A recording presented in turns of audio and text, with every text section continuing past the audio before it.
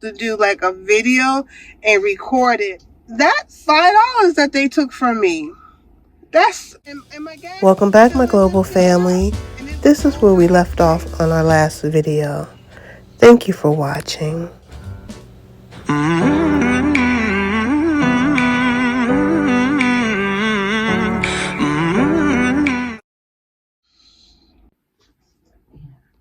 So right now, all the doctors are doing it, the services via video call? No, that's usually, we use them when we're really busy. Okay. And they get us started on a lot of things. The only thing is a lot of times they try to staff us with somebody who draws blood and everything. It's not always possible to do that, just because the number of nurses is steadily going down, and everything. So it's getting harder and harder to staff, which is part of the problem. Okay. So usually we do that. But no, when you're going back, you see a doctor comes in and sees you. Okay. Even if we talked to this woman here, you would still see somebody when you went back. Okay. No, we can't completely do that. This person, man or woman, can sometimes help us and give us orders. Like, I was going to ask her, can I have a left knee x-ray? Okay, so got it. I can go put it in, and I'll go over and talk to the doctor and say, hey, I put this x-ray in because there was no telly.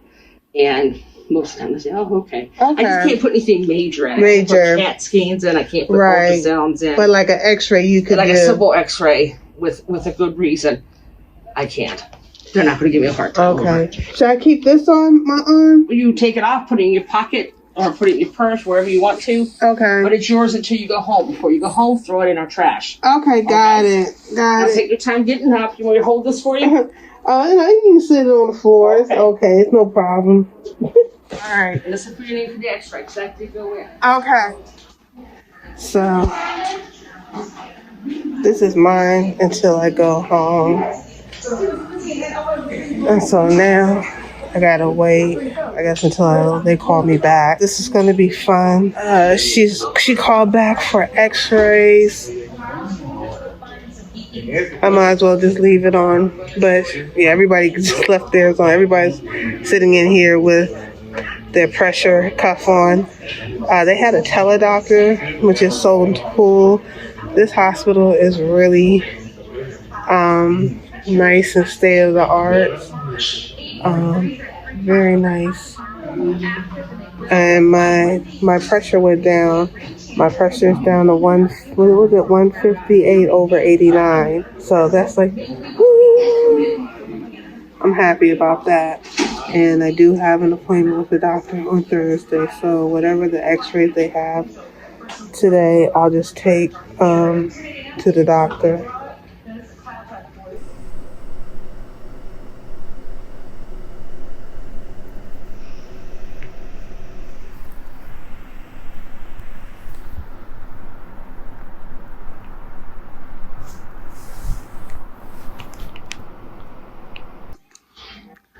All right. So the doctor just left here. I'm in the room. The hospital here is so nice.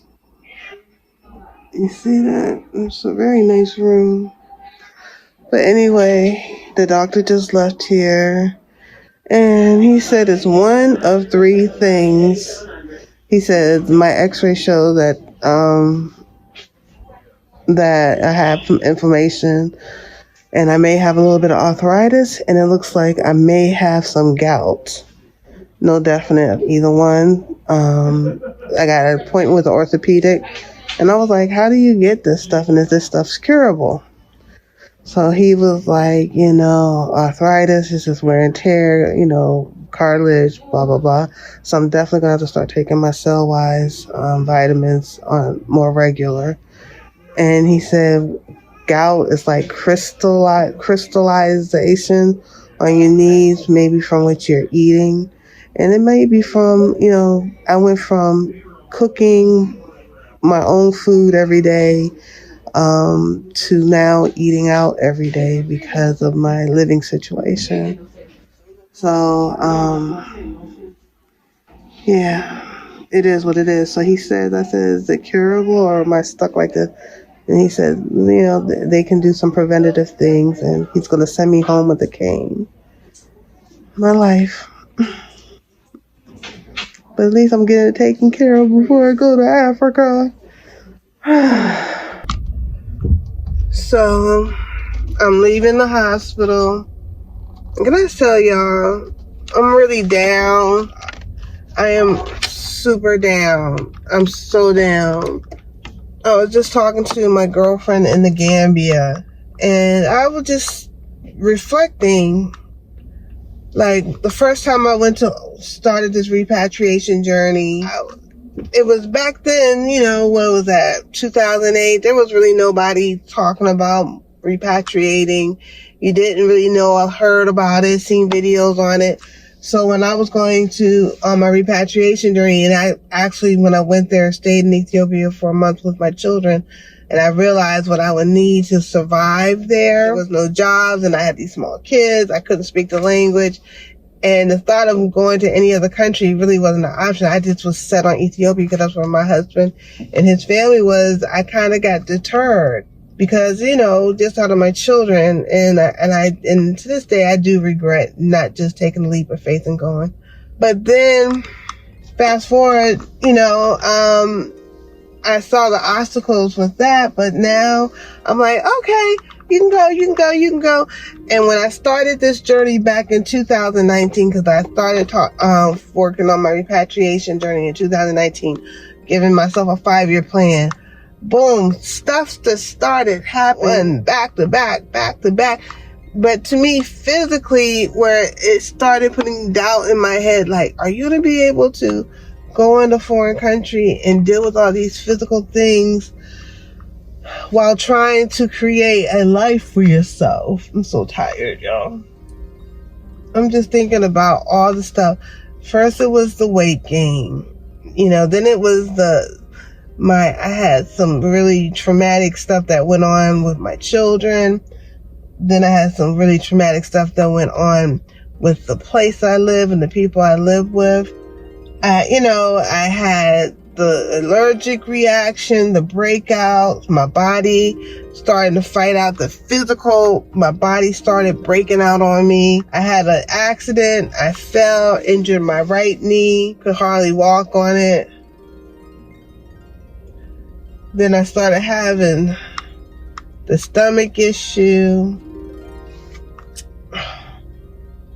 Then I started having the body eruptions. Now gout. I freaking got gout? That sounds like some 1800.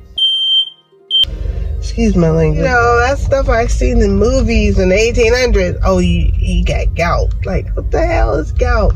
Stuff happened to me all my life. Because when I was a baby, I was one of the first children to get this operation. You notice how you don't see hunchbacks anymore? They're just not around. That's because when I was a baby, there was a surgery that just was discovered to do on children to prevent them from being hunchback. I have that surgery.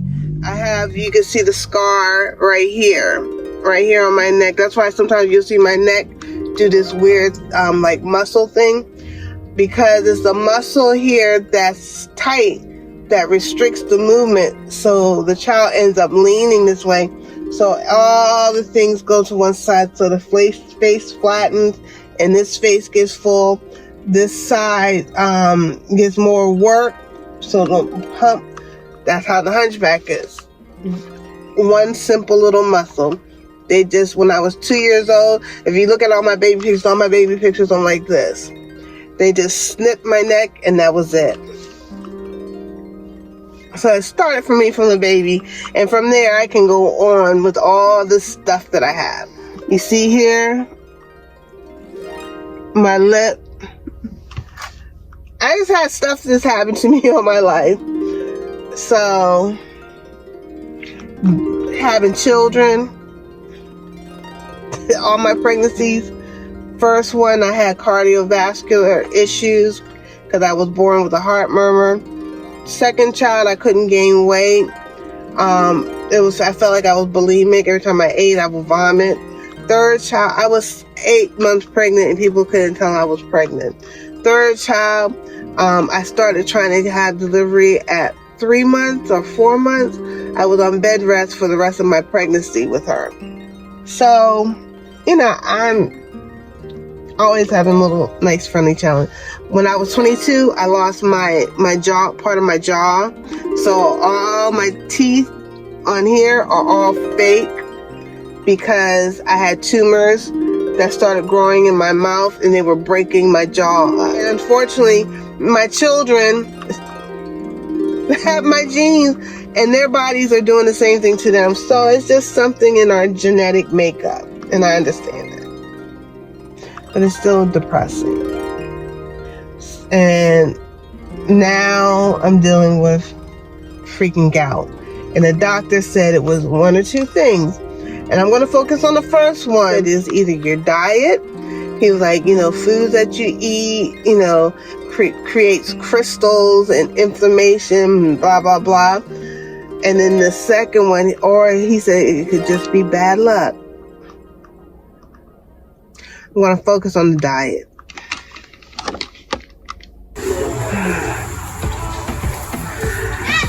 All right. That is citronella, lavender, celery, broccoli. Those are broccoli, celery, lettuce, parsley, thyme, citronella, red cabbage. Oh no, this is Swiss chard. That's red cabbage. That's lettuce. That's lettuce. That's cabbage. That's another lettuce there. That's red leaf lettuce.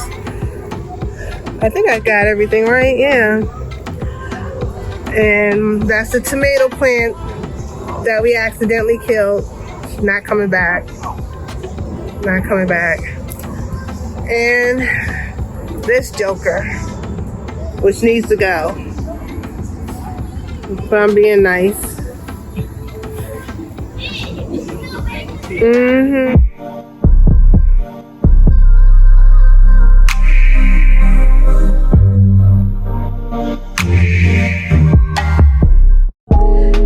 Thank you for your support. Make sure you subscribe to our channel. 1200, we're trying to get there, y'all.